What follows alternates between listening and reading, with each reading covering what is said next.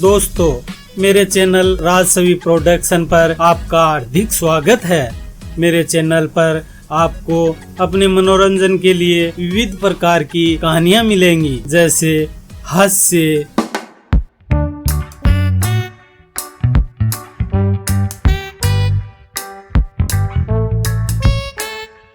व्यंग्य, गंभीर,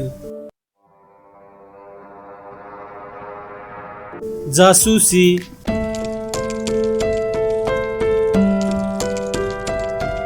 horror, suspense,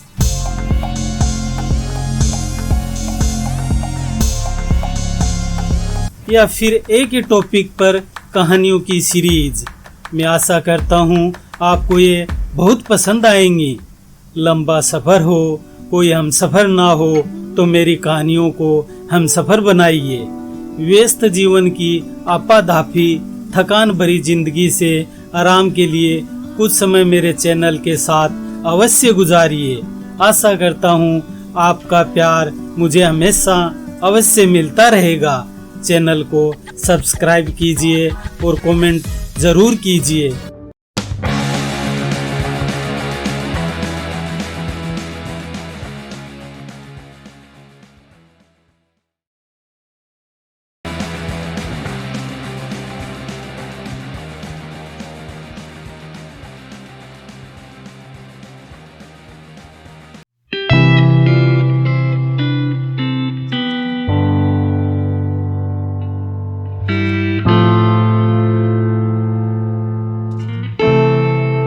का गिरधारी, वो आपस में इतने मिलजुल कर रहते थे, इतना तो कोई सगा भाई भी नहीं रह सकता।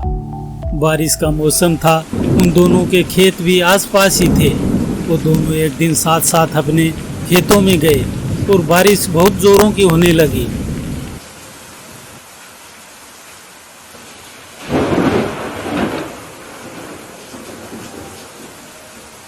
उनको बारिश के चलते अपने घरों में जाने में भी दिक्कत होने लगी और रास्ते में घने से पेड़ के नीचे बैठ गए। बारिश रुकने का नाम ही नहीं ले रही थी। दोनों काफी देर तक बातें करते रहे। घनघोर बारिश के चलते सब लोग अपने अपने घरों में दुबके हुए थे। खेत खलियानों की तो बात छोड़िए, गांव में वीरानी सी छाई हुई थी। कोई परिंदा तक नजर नहीं आ रहा था। बैठे बैठे अचानक से गिरधारी के मन में एक खुराफाती सवाल उठा। उसने बनवारी से कहा कि लोग बाग कहते हैं सच कभी नहीं छुप सकता, और कोई गुनाहगार गुनाह करता है तो वह अपना गुनाह नहीं छुपा सकता, वह कोई ना कोई सुराग अवश्य छोड़ता है। बनवारी ने कहा, हाँ गिरधारी, ये बात 16 आने सच है। गुनाह कभी नहीं छुप सकता, वो एक ना एक दिन अवश्य सामने आ जाता है। मगर गिरधारी, तुम्हें अचानक से क्या हो गया है? तुम ऐसी बातें क्यों कर रहे हो?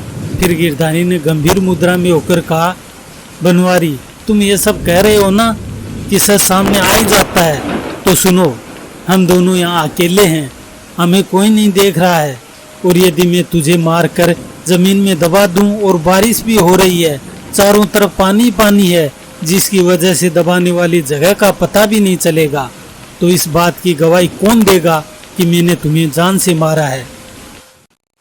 बनवारी ने हंसते हुए कहा, यार क्या बेतुकी बातें कर रहे हो? तेरे पास और कोई बात नहीं है क्या करने के लिए? गिरधारी ने कहा, मेरे सवाल का जवाब दो। फिर बनवारी ने कहा, यदि तुमने मुझे जान से मार दिया तो ये जो पेड़ से पानी की बूंदें गिर रही है ना, यही मेरी मौत की गवाही देंगी। फिर गिरधारी जोर जोर से हंसने लगा, ये पानी की बूंदें तेरी मौत की गवाही देंगी? ये पानी की बूंदें?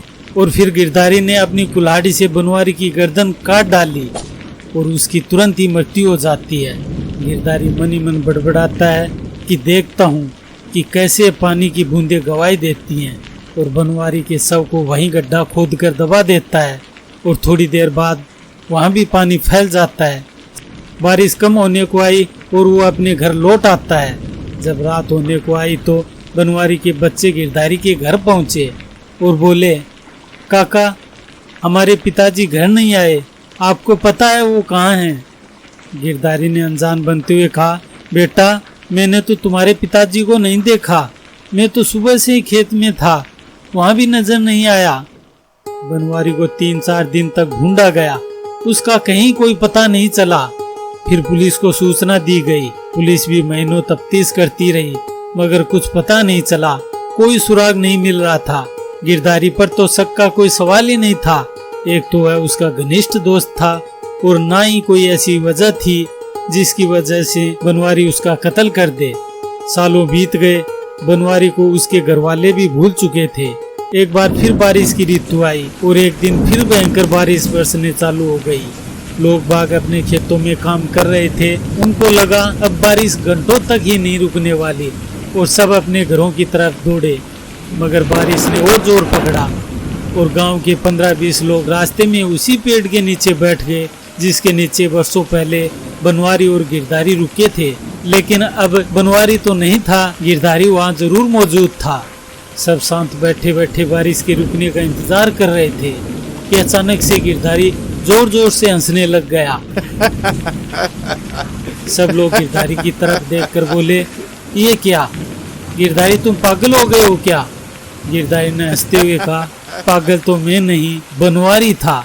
आप लोग देखो, ये पेड़ से जो पानी की बूंदे गिर रही है ना, उसने कहा था कि मेरी हत्या की गवाही ये देंगी। अब आप देखो वह कितना मूर्ख था। क्या ये बूंदे गवाही दे पाई कि बनवारी को मैंने मारा? गाँव वाले यह सब सुनकर छन रह गए और उन्होंने गिरधारी से कहा, इन पानी की बूंदों ने तो अपनी गवाही दे दी है और तुमने अपना गुनाह भी कबूल कर लिया है।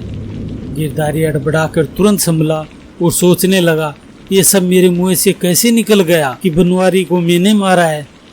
पुलिस को रिपोर्ट की गई और वर्षों पहले दबाए गए बनवारी का शव निकाला, जो कि कंकाल बन चुका था। उसका अंतिम संस्कार किया गया और गिरधारी को कानून के मुताबिक सजा मिली। तभी तो दोस्तों कहते हैं, झूठ कितना ही सफाई से बोलो मगर सच के आगे कभी भी नहीं टिक सकता। गुनाह कितनी सफाई से करो मगर सबूत छोड़े बिना रह नहीं सकता।